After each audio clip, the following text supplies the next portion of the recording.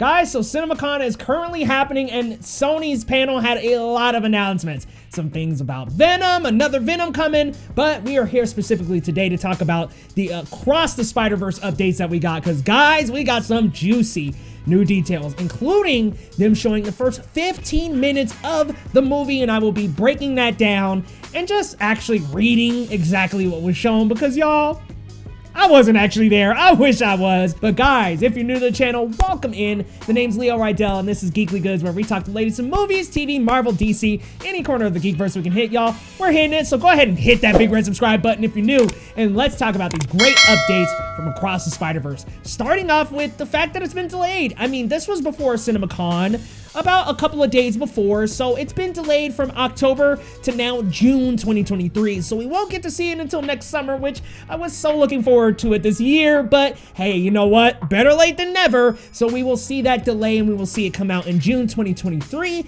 but also, this is huge, guys. Spider-Verse is going to include over 240 characters in it, 6 different universes, and check this out, has over 1,000 people working on it. Lord and Miller have already called it the biggest animated feature of all time, and I mean, over 1,000 people, guys, that's a lot of people, and I'm really expecting some crazy different animation styles across different universes, so we'll have to wait and see what they're cooking up. But hey, if we had delayed just to get these things right and get the juices flowing, hey, I'm here for it. But wow, 1,000 different people.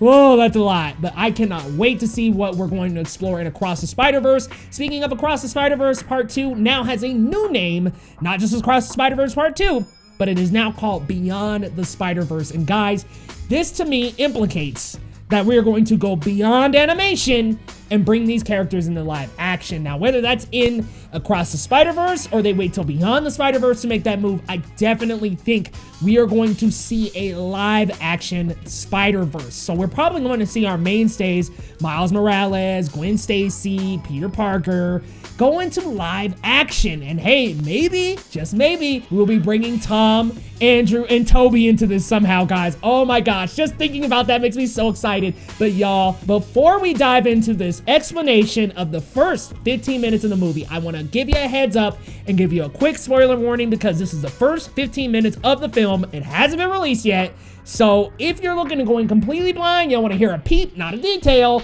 turn back now. But if you're like me and you want to hear about it, we are going to be talking about it, y'all. So without further ado, I'm going to start the reading for the first 15 minutes of the movie, guys. Let's check it out. Across the Spider-Verse opens on Earth 65, Gwen Stacy's world, and most of the footage was unfinished. Earth 65, though, seemed to have a very painterly-like quality, like someone took a brush and dragged it down across the backgrounds. In that aesthetic, things open at Gwen coming home. Her dad, a hulking man, is doing the dishes and is excited to tell her that he thinks he's had a break in the Spider-Woman case. He's a police officer, just like Miles' dad. And just like Miles' dad, he's searching for his child. Gwen feigns interest at Dad's excitement when he gets a call on the scanner of a possible supervillain event at the Guggenheim Museum. He tells her he thinks this might be the time they catch her.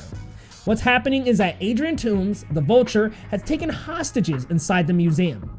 Only the Vulture is a little different. He speaks Italian, which confuses the cops because they don't know what he wants. Gwen's dad is about to go into the museum when a bunch of webs grab him and pull him back. It's Gwen. "How's the hunt for me looking?" she jokes before flying into the museum. Gwen and Vulture begin fighting.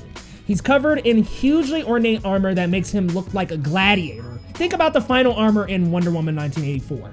As they fight, he starts to do the flashy phase thing that happened in the last movie, and Gwen begins to realize that he's from another dimension. Eventually, though, Vulture smashes her to the ground, grabs her, and unleashes 5 massive claws. He's about to kill her when a bunch of webs catch Vulture's hand. It's Miguel O'Hara, and the screen tells us he's from Earth 928. He saves Gwen, and she starts joking with him. She asks him what he is, fully knowing he's a spider person, and jokes that he's looking like a big black cat. Dark Garfield, she jokes and asks if he wants some lasagna. The joking goes on for too long, though, and Vulture gets back up. Now it's him versus Gwen and Miguel. As they fight, Miguel explains that he's mad at her for what happened on Earth 610 with Kingpin's collider. Gwen says she thought they saved the multiverse, but Miguel says the opposite happened. They actually opened a hole in the multiverse so big, now people are crossing over more regularly, like Vulture. As this is all happening, Vulture is winning. So Miguel's personal assistant Layla jokes that maybe she should call for help. Miguel begrudgingly agrees, to which Layla says, "I already did." Enter Jessica Drew of Earth 404, played by Issa Rae. She's riding a motorcycle, and Gwen is very excited to see another Spider-Woman, especially one that's pregnant.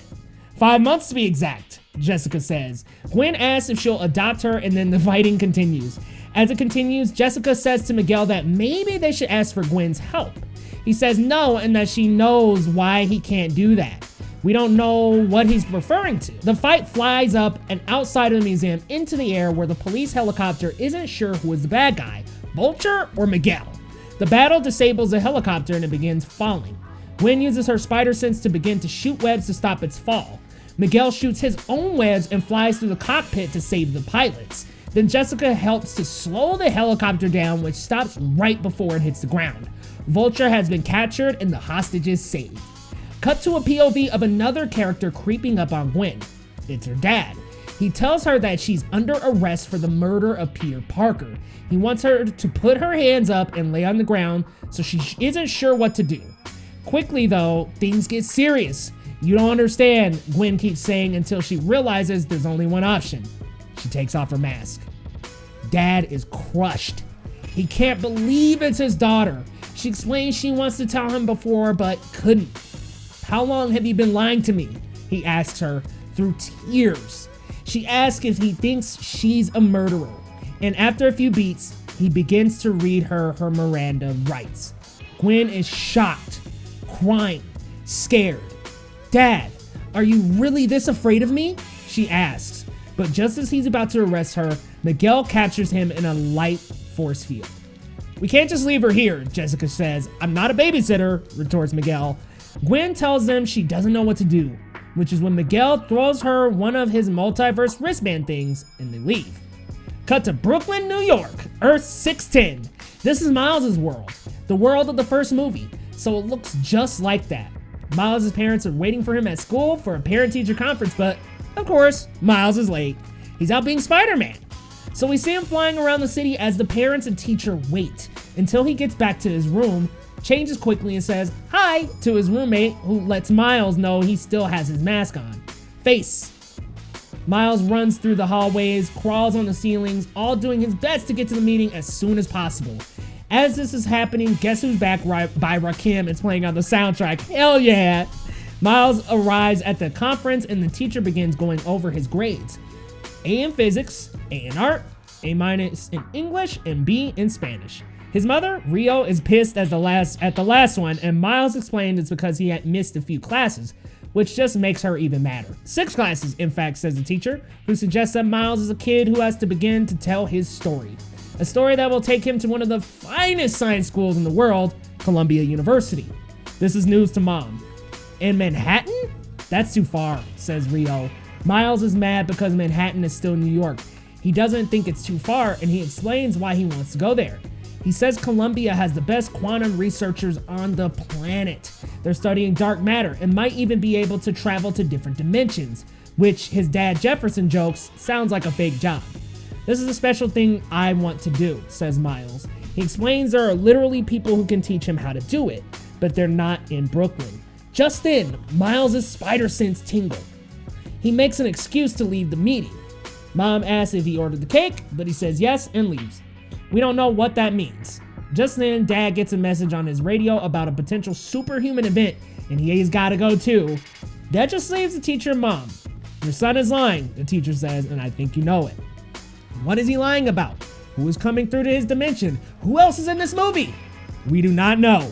That's where the footage ended. Wow, guys, so this sounds so exciting from the beginning. Starting not with Miles, I think is a cool and bold decision because we're bringing in these new characters and it gives us a moment to really lock onto them from the beginning of the movie.